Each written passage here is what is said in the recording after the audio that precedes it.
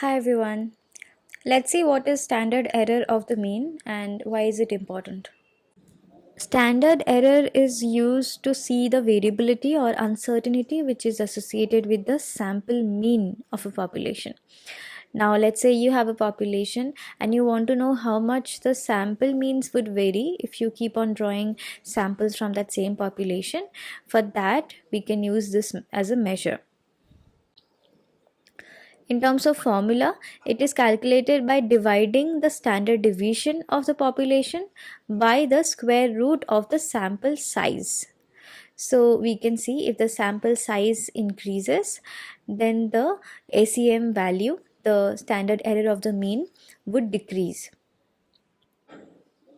Now, why is it so important? Standard error of mean provides an estimate of how much the sample mean is likely to deviate from the actual population mean.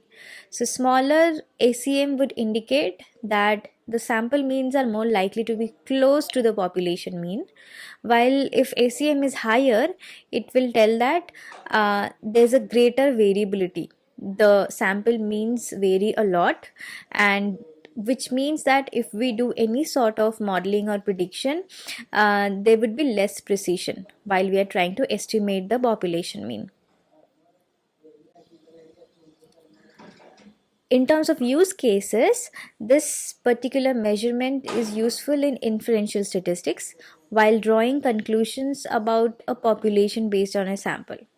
It also helps determine the precision of the sample mean and provides a basis for constructing confidence interval or conducting hypothesis tests. So if we know how much the mean is going to vary, it will help us constructing the confidence interval.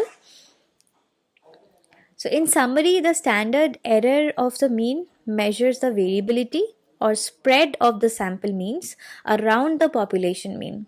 It serves as an indicator of the precision of the sample mean estimate.